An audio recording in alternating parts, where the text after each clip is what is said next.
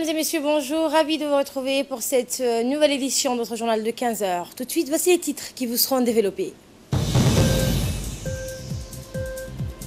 Le président Guélé reçoit les lettres de créance de 8 nouveaux ambassadeurs.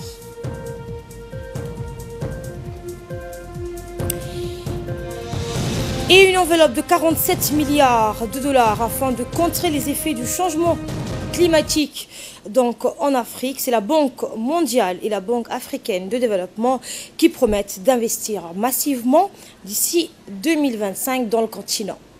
Bon, je vous remercie de nous accueillir chez vous. Le président Guélé donc reçoit les lettres de créance de 8 nouveaux ambassadeurs. Le président de la République, Ismaël Omar Guelleh, a reçu aujourd'hui au palais présidentiel les lettres de créance de 8 nouveaux ambassadeurs étrangers accrédités par leur pays respectifs auprès de la République de Djibouti. Les diplomates en question sont respectivement issus de la République fédérale d'Éthiopie, de la Belgique, de la République tchèque, de la Guinée, de la Grande-Bretagne, du Canada et de la Tunisie. Eh bien, ce matin, en premier, le président de la République a reçu les lettres de nouveaux ambassadeurs éthiopiens résidant à Djibouti, Abdelaziz Mohamed Ibrahim, au cours de l'audience qui suit traditionnellement chaque cérémonie de présentation de lettres de créance. Le nouvel ambassadeur de l'Éthiopie a, dans son allocution respective, a indiqué donc qu'il œuvrerait à toujours renforcer les relations bilatérales entre nos deux pays. Djibouti et l'Éthiopie ont développé des relations excellentes, a-t-il dit, qui ont ouvert la voie à l'intégration économique des deux pays.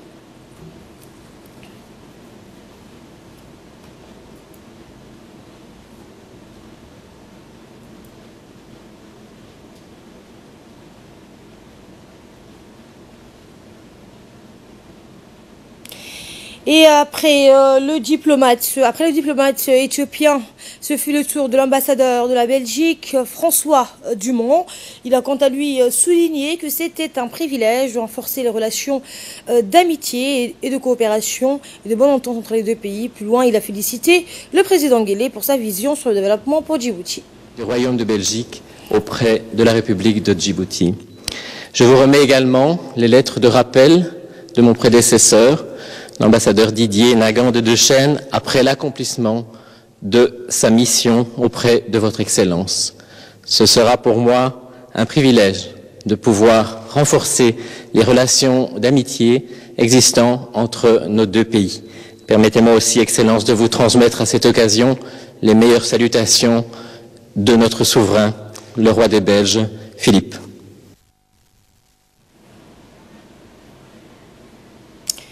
Et le chef de l'État a donc souhaité la bienvenue aux deux diplomates et les assurer de la pleine disponibilité de son gouvernement et de la sienne afin qu'ils puissent accomplir au mieux leur mission diplomatique respective.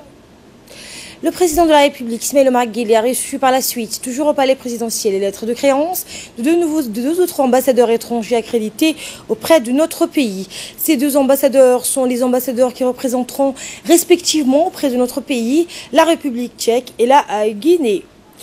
En premier, le nouvel ambassadeur de la République tchèque, M. Pavel Mike, de remettre les lettres de créance. L'ambassadeur a, au cours de l'audience que lui a accordé le président de la République, transmis les félicitations du président de la République tchèque, Miloš Zeman. Le diplomate a par la suite réitéré au chef de l'État la ferme volonté des autorités tchèques à poser les jalons d'une coopération bilatérale entre les deux pays.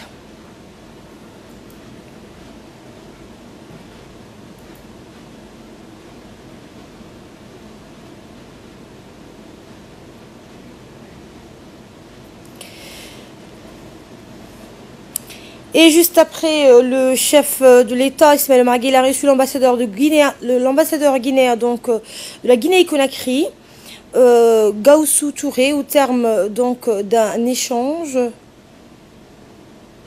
Au terme d'un échange avec le président de la République. Et j'ai l'honneur, donc, a-t-il dit, le diplomate, les meilleurs vœux, de transmettre donc les meilleurs vœux de mon président, Alpha Condé. Il a par la suite félicité le numéro 1 djiboutien pour sa vision, mais aussi pour son leadership. Et au cours donc de la cérémonie dédiée à la remise de ces lettres de créance, les deux diplomates ont longuement fait état de leur motivation à œuvrer en faveur du renforcement des relations économiques entre nos pays respectifs. Le numéro 1 djiboutien a reçu par ailleurs au palais présidentiel les lettres de créance de deux autres ambassadeurs étrangers accrédités auprès de notre pays. Ces deux ambassadeurs sont les ambassadeurs donc, qui représenteront respectivement auprès de notre pays. Donc vous le voyez à l'image à l'instant, c'est l'ambassadeur de la Guinée, Conakry, qui est donc, après, au terme d'un échange avec le président, qui a remis donc les lettres de créance, le diplomate donc a indiqué qu'il a félicité le numéro 1 djiboutien pour sa vision. Écoutez. Permettez-moi de vous remettre les lettres de rappel de mon prédécesseur. Par ailleurs, votre frère m'a chargé personnellement de vous transmettre ses salutations fraternelles et de vous dire toute son admiration pour les avancées que vous faites faire à votre pays depuis que vous êtes à la tête de la République de Djibouti. Un pays qui assure la stabilité dans la sous-région. Il espère également collaborer avec vous dans le cadre de l'Union africaine et de la Oumma islamique au sein de l'OCI. Je vous remercie, Monsieur le Président.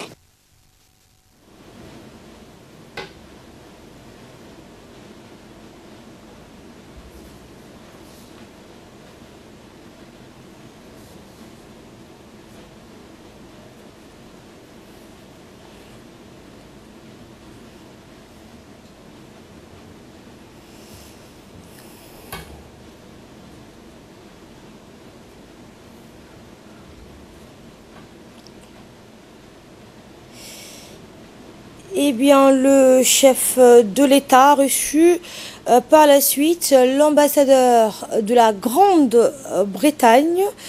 Eh bien, le président de la République donc, a accueilli le diplomate.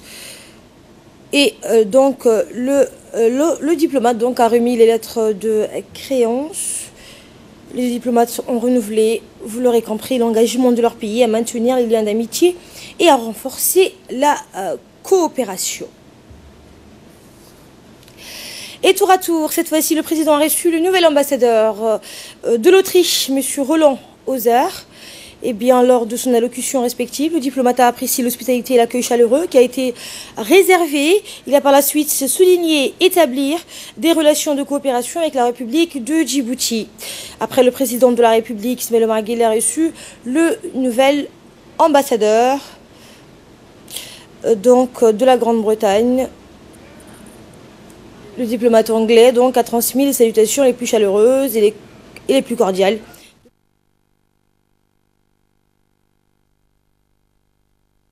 Le président qui reçoit, vous le voyez à l'image, l'ambassadeur du Canada, Antoine Chevrier, celui-ci a dans ces quelques mots, s'est dit être réjoui de servir son pays ici à Djibouti et d'œuvrer au renforcement des relations d'amitié et de coopération entre les deux pays. Après le Canada, donc, c'est la Tunisie, M. Raïs Kaptani, que le chef de l'État a reçu. Écoutez l'ambassadeur, le nouvel ambassadeur donc, de la Tunisie. Eh bien, dans ces mots, le nouvel ambassadeur a mis en exergue l'importance qu'accroche son pays à la coopération avec Djibouti. Au nom de mon président, a-t-il dit, Béji Aïd Essebsi, et en mon nom propre, j'exprime mon admiration pour les réalisations remarquables accomplies à Djibouti, à la faveur de votre clairvoyance et de votre vision, a dit l'ambassadeur, M. Raïs Raptani. Ces deux ambassadeurs donc, qui représenteront respectivement auprès de notre pays le Canada et la Tunisie ont pour résidence Addis Abeba. Les deux diplomates ont renouvelé l'engagement de leur pays à maintenir les liens d'amitié, à renforcer la coopération. Le président de la République a rassuré les deux nouveaux diplomates, les deux nouveaux ambassadeurs de la volonté de travailler d'un commun accord au développement harmonieux des relations. Nous prenons cette fois la direction de Mogadiscio, où le président de la République a présidé hier la cérémonie d'inauguration des nouveaux locaux de la chancellerie djiboutienne dans la capitale somalienne. Il a également prononcé un discours, vous l'entendrez dans ce journal, devant le Parlement somalien.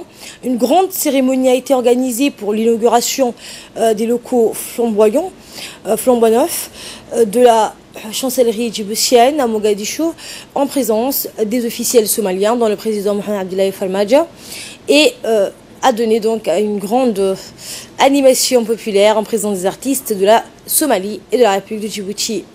L'inauguration officielle d'une nouvelle ambassade de notre pays à Mogadiscio, située dans le quartier prisé d'Abdelaziz, donc touristique érigée en bordure de mer. La nouvelle ambassade de la République de Djibouti à Mogadiscio est une enceinte moderne, spacieuse et composée de plusieurs immeubles alliant à la fois de locaux diplomatiques, consulaires, culturels et administratifs. L'établissement diplomatique djiboutien est placé sous l'autorité de l'ambassadeur de la République de Djibouti auprès de la République fédérale de Somalie, Aden Hassan Aden.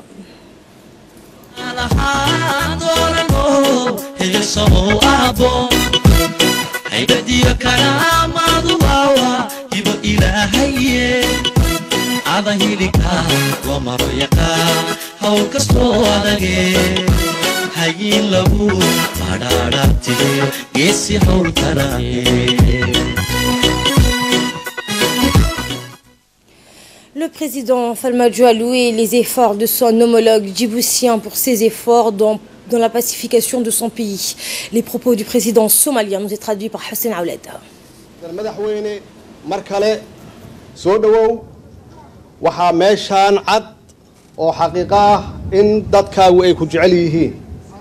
inay dadkaaga ku jecel yihiin soo dhaweyntii quruxda badnayd qulubtooda ay ku Il est revenu sur l'histoire de son pays, indiquant que le peuple et les autorités djiboutiennes ont promulgué le président Guelleh, qui a toujours été au niveau régional, voire international, les fervents défenseurs de la cause somalienne.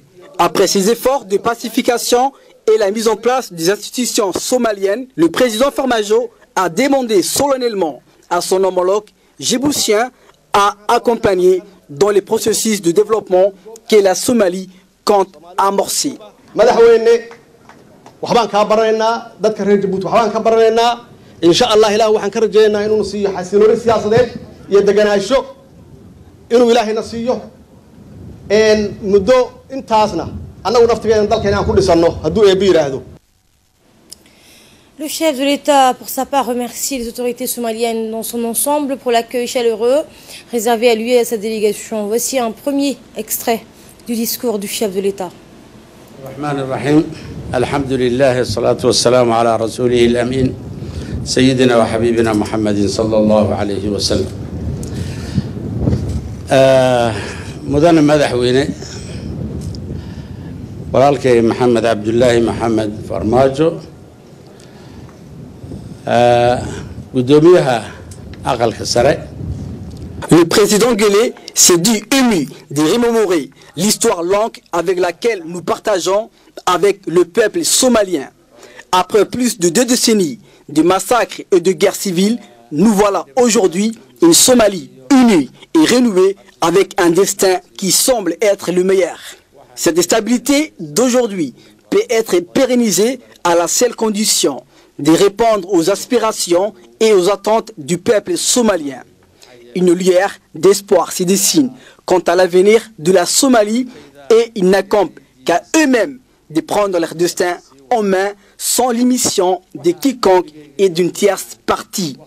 Nous avons toujours dit non que quelconque pays s'immisce dans les affaires de la Somalie.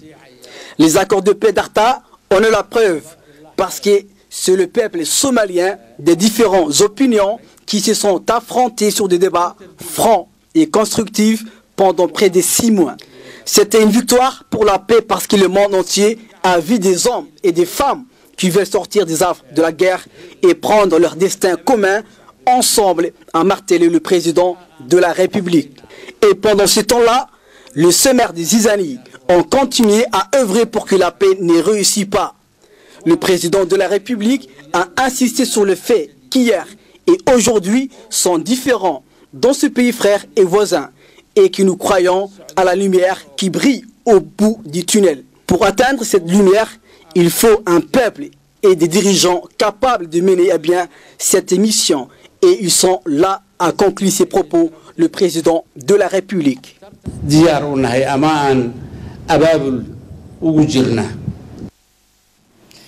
Et après la cérémonie d'inauguration, donc le président de la République, Ismaïl Omar Guelleh, et le président somalien, Mohamed Abdullahi Farmajo, ont procédé à la signature du livre d'or.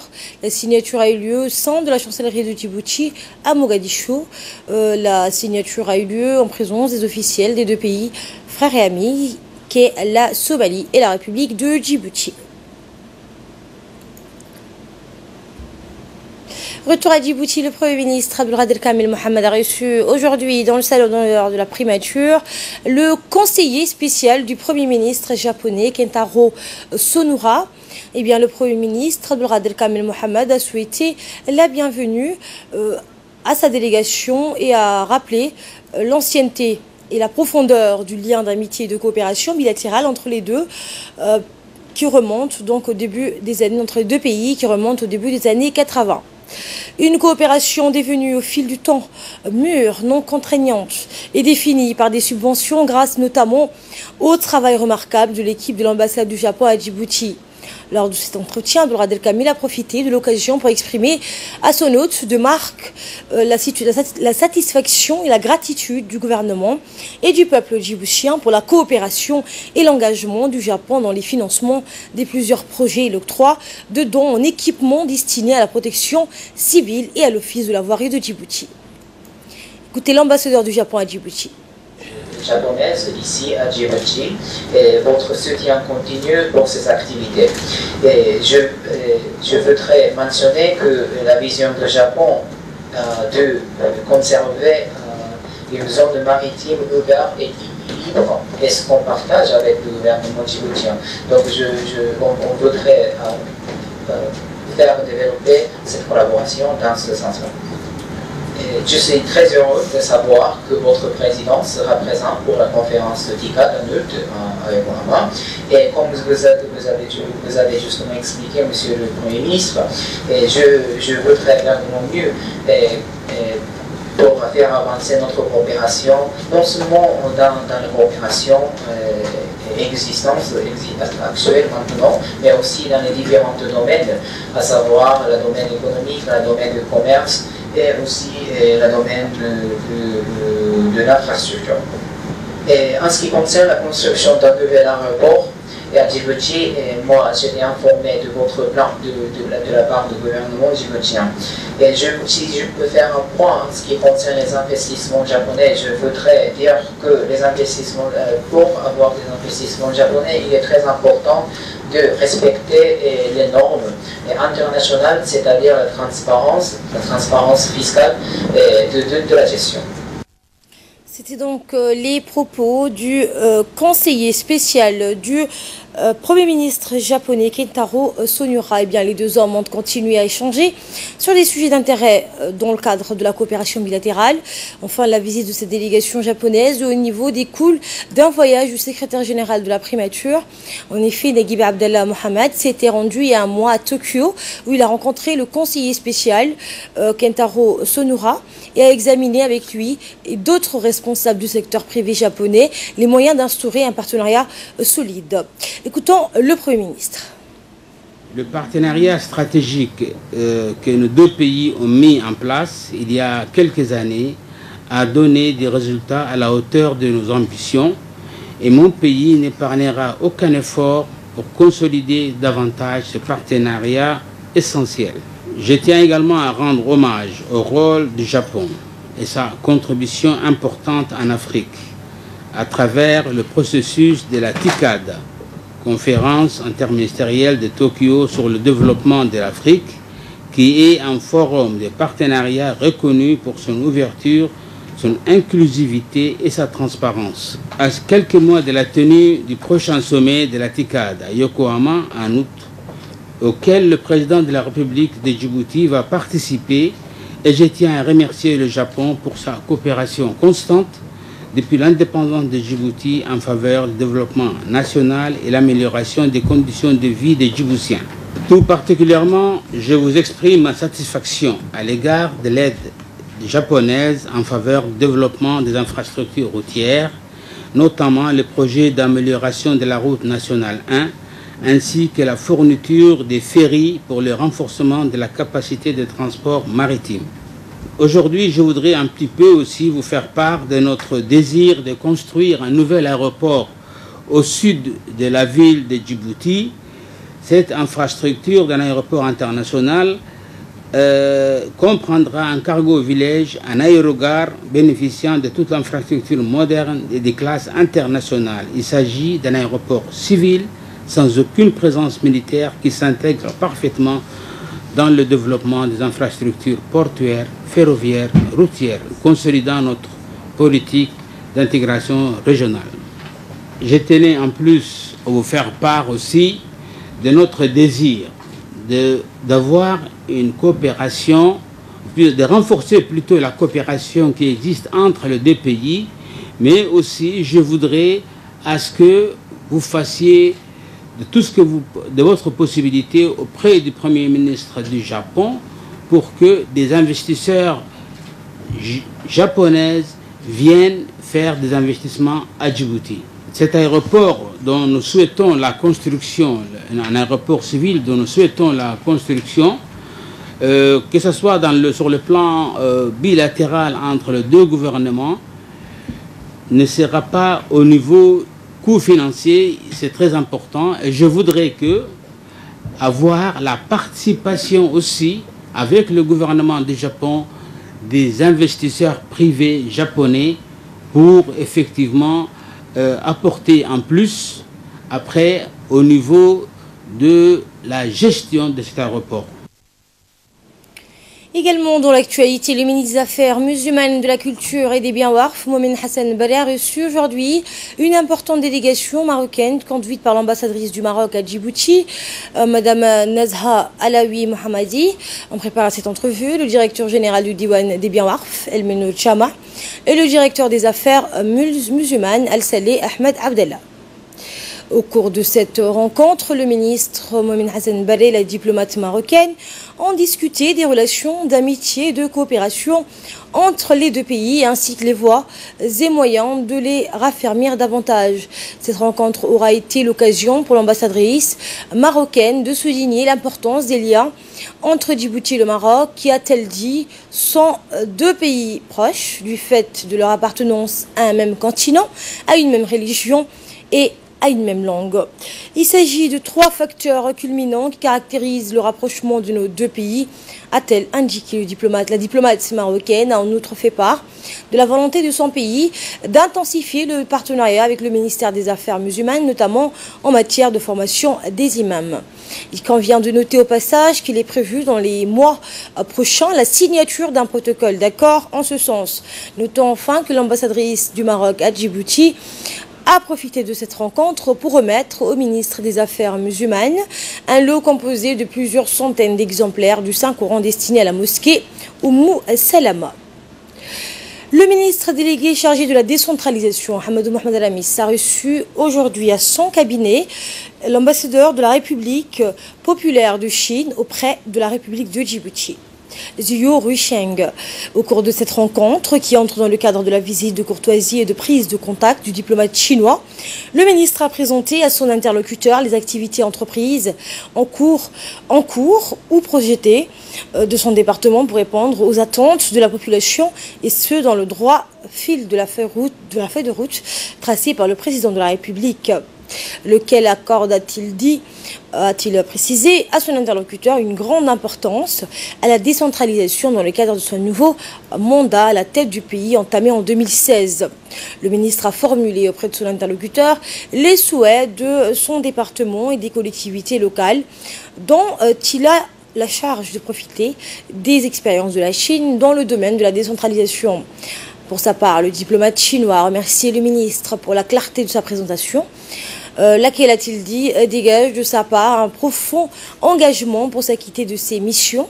Il a brièvement évoqué les expériences de son pays dans le domaine de la décentralisation et dans ce cadre, il a informé son interlocuteur sur l'existence des collectivités territoriales, modèles basés sur les potentialités des dites régions, comme par exemple l'agriculture, l'élevage ou la pêche.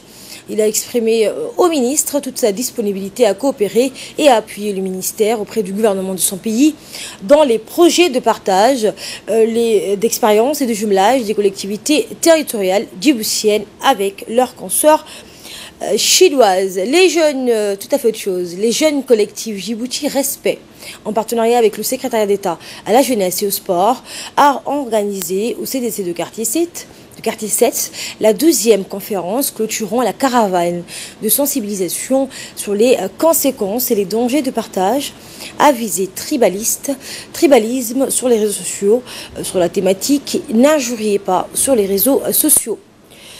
L'objectif donc du collectif, un projet de débat entre jeunes et adultes sur ce même thème. En clair, il s'agit à la fois de favoriser les échanges et les réflexions intergénérationnelles sur le phénomène des injures et stimuler l'esprit de cohésion et de solidarité parmi les citoyens djiboutiens. D'où la double dimension de ce projet pour instaurer un climat de concorde civile et d'unité nationale. Ces jeunes donc n'ont pas manqué d'adresser leurs vifs remerciements à la directrice des CDC et au secrétariat d'État à la jeunesse et au sport pour l'appui et le soutien en vue de la réalisation de ce projet. Également dans l'actualité, dans le cadre de la coopération, de la collaboration entre la garde-côte djiboutienne et les gardes-côtes japonais, le commandant de la garde-côte djiboutienne, Waïs Omar Borré, a accueilli à la direction générale de la garde-côte une forte délégation conduite par le vice-amiral Takahiro Okushima, vice-commandant des opérations de la garde-côte japonais, dans le cadre de l'exercice sur le combat contre la piraterie organisée conjointement par la garde-côte djiboutienne et la garde-côte japonaise, qui s'est tenu aujourd'hui. Le vice-amiral Takahiro Okushima a apprécié le travail louable de la garde-côte djiboutienne, son opérationnalité dans la Corne d'Afrique et les résultats remarquables durant ces dernières années. Ils ont aussi souligné que la garde-côte djiboutienne est une institution importante dans le domaine de la sécurité et de la sûreté maritime régionale et plus précisément dans l'une des voies maritimes la plus fréquentée en matière de transport maritime dans le monde. Il s'agit du détroit de Bab el-Mandeb. Le vice-amiral et sa délégation ont exprimé leur envie de voir le renforcement de la coopération fructueuse entre les deux pays, frères et amis, ainsi que celle de la garde-côte djiboutienne et de la garde-côte japonaise. C'était l'appel à la prière. Bienvenue si vous nous rejoignez. Nous prenons la direction de Tadjoura où une importante délégation conduite par le président du conseil régional de la ville blanche, Omar Hussein, s'est rendue à Yeigori, une localité située dans la sous-préfecture de Adailou, à 130 km de la ville de Tadjoura. Cette localité est un secteur historique et très riche en ressources hydrauliques. La délégation fut accueillie par des hauts dignitaires du village de Assaguela. Le président a visité plusieurs sites et tout particulièrement un site riche en ressources en eau, tel qu'une source naturelle et de deux puits, l'un caractérisé par l'eau douce et l'autre d'eau salée. Eh bien, ce dernier a pu donner de résidus du sel qui peut être exploité et commercialisé. La délégation a tenu une réunion avec la population dont le but était de noter la doléance parmi celles prises en compte, la valorisation et la commercialisation du sel. Les habitants ont aussi demandé à la délégation une initiation à l'agriculture pour planter les fruits et légumes à leur autosuffisance, un renforcement en matière de l'éducation fut aussi évoqué. Le président du conseil régional a répondu positivement à leurs requêtes en promettant à chacun son entière disponibilité pour les assister à développer donc leur village. Le président du conseil régional, Omar Hussein, a précisé donc l'objectif de cette visite qui reposait selon lui sur la politique du président de la République, Ismaïla Omar Guelleh, qui consiste au rapprochement entre les conseils régionaux avec ses concitoyens.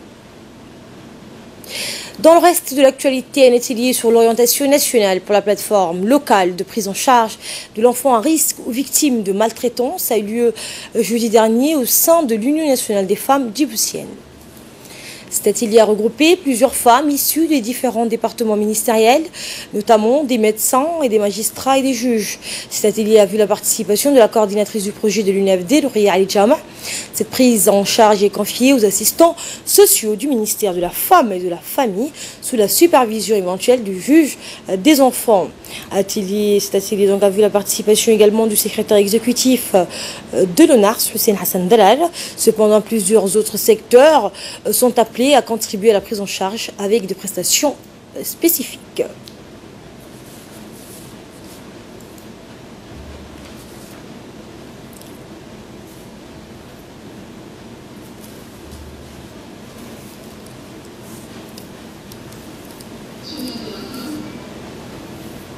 des femmes djiboutiennes sous le leadership de son Excellence, la Première Dame, Khadra Mohamed Haïd, lutte pour la promotion et la protection des droits de la femme, des enfants, ici, dans les camps des réfugiés, mais aussi à Djibouti. Et de là, nous passons à ce qui domine l'actualité hors de nos frontières. Une enveloppe de 47 milliards de dollars afin de contrer les effets du changement climatique en Afrique. Je vous le disais en titre, la Banque mondiale et la Banque africaine de développement promettent d'investir massivement d'ici 2025 pour accompagner la transition écologique sur le continent. Le président de la Banque africaine de développement a indiqué, je cite, « Chaque investissement que nous faisons vise à aider l'Afrique à exploiter son potentiel en matière d'énergie solaire ». Fin de citation. Les annonces du financement de la Banque mondiale et de la Banque africaine de développement ont été faites en marge de la 4e Assemblée générale des Nations unies sur l'environnement.